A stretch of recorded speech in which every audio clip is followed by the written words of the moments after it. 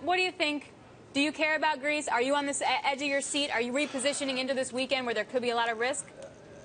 Absolutely not. But, Alex, as you've seen on a lot of Fridays, and this isn't a good example, but, on a lot of Fridays really over the last few months, traders at least haven't wanted to go home too long, and that's why you've seen these sell-offs on Friday. But I think what's going to happen is the highest probabilities we see a Band-Aid, the thing gets kicked down the road, the can gets kicked down the road, but probably only for 3 or 6 months. So we're going to get through it, I think, this time, but then 3 or 6 months down the road, it's going to be another replay. It's going to be a mess, and we're going to continue to see some volatility in the market because of Greece, but it's becoming less and less of a issue on a daily basis. And I should point out that bullish option bets on ETFs that are tracking Greek shares have actually risen to a record. So you might not want to own something headed into the weekend, but you sure don't want to bet that something good's going to happen and you're going to miss out. I thought that was a fascinating statistic.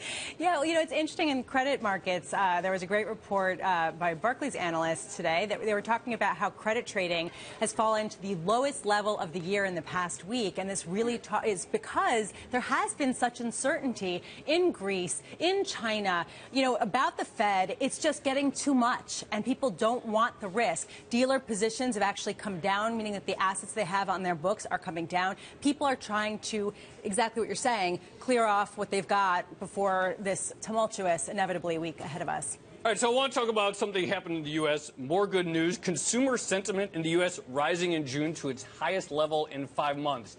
And Scott, here's the chart. Scott, I got to ask you, do you think, we've gotten a lot of good data lately, strong consumer consumption numbers, strong consumer sentiment. What do you think this means for assets in the Fed? Do you think, this is a risk that the Fed rate hikes could really come and maybe with some acceleration? Well, I think that, consumer confidence has risen. Business confidence has risen. We've expected it to. I think it's going to rise more. That's pretty much of a coincident indicator. I think, though, that the Fed would really not have to do anything this year if they didn't want to. Now, saying that, I think there's going to be a token hike in September. The probability of that is a little less after the last FOMC meeting because I think the Fed's going to give us some good hints well in advance. So, September, December, I think we're going to see something there. It's going to be very token. We're going to skip plenty of Fed meetings between rate hikes. And so the Fed's not going to be aggressive here. And what you want to worry about is the magnitude, not necessarily the magnitude and the pace, not necessarily the timing of that initial rate hike. But they don't need to be in a hurry. I actually do think this week was significant from the Treasury perspective. I think over the past couple of weeks, you've seen this sort of steady grind upwards of yields and steady decline in prices of Treasuries. Today, you saw 30-year yields going to the highest level of the year, highest since November. So there clearly is this sort of increased expectation of inflation. Even looking at this one measure of inflation, looking out over the next 10 years, the sort of swaps break-even rate, you did see it rising to approaching the highs of the year. So there definitely has been a reassessment of inflation expectations. And you keep hearing PIMCO coming out and saying we are worried about rising inflation. We are buying tips because of that, to your point. Exactly. So, and you're seeing it certainly with 2-year yields rising higher. So even if people don't expect that much by way of the Fed, they are reassessing inflation. Inflation concerns are real suddenly. All right, speaking of the Fed, Bank of America came out with a note talking about what asset classes are most vulnerable to a Fed hike. They talk about master limited partnerships, REITs, investment-grade corporate debt and high-yield bonds. Scott, what areas do you think people should avoid in terms of thinking about positioning for a Fed rate hike? Well, I think what you want to do, and I'll speak from the equity standpoint, is you want to have a plan. If the market gets volatile and we see some pullbacks, that is an opportunity to buy stocks. That's been the case in the last 2 cycles, 94 and in the 04 hike cycle.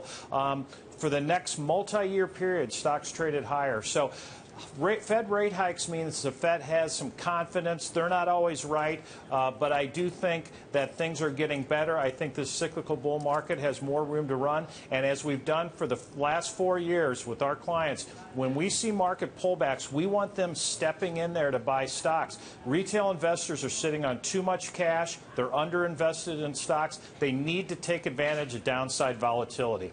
Well, I think the big concern from the people who I speak to is really becoming credit risk, and is really becoming sort of the concern that these companies that maybe shouldn't have existed, that shouldn't be able to finance themselves the way that they have borrowed all of this money at such cheap levels. And so you are seeing an increase in defaults. You are seeing, particularly in the commodity space, in oil and copper. And, you know, this is really the issue, especially if the Fed hikes and it slows the economy down. What will that do to these companies that are relying on a pretty steady acceleration of U.S. growth?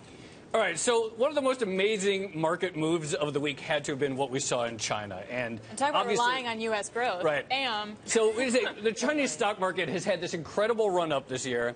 And then in the last several days, absolutely getting clobbered, including last night, 7% down.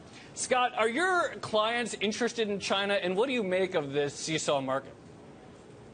I'll say retail investors are underinvested internationally, and that's probably just what you mentioned, which happened with the Chinese market this week. So that's one of the reasons why. So for me, emerging markets, they're going to be volatile. That's what's going to happen in those kind of markets. They're developing markets. They don't have all that much liquidity. And when you take a position in emerging markets, for the most part, you need to have a long-term view. And I'm not talking 2, 3, 4 years. You need to be looking out 5, 10 plus. You need to have a core position. You almost need to close your eyes and let it ride. You might adjust it a little bit along the way, but you know, emerging markets are going to be very volatile. If that scares you, if that makes you not sleep at night, you probably shouldn't be there.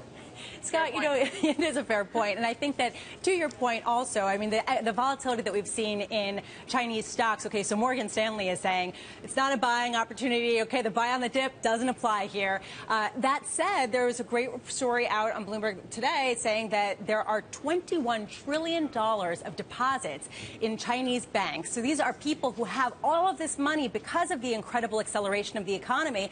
And now the country is open so they can actually invest it elsewhere. This could actually spur growth globally and in China. So this is actually one reason why some people are saying maybe, you know, it's not so crazy, the valuations there. Good.